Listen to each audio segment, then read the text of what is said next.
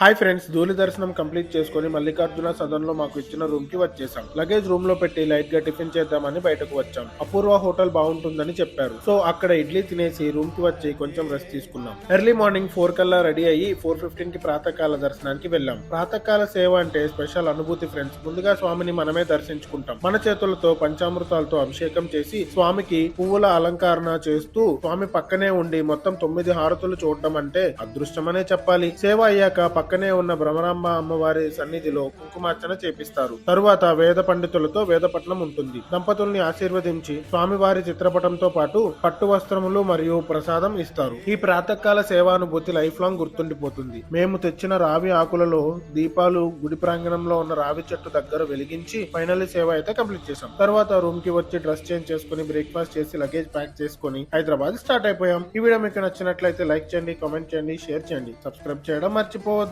Bye friends, next వీడియోలో కలుద్దాం.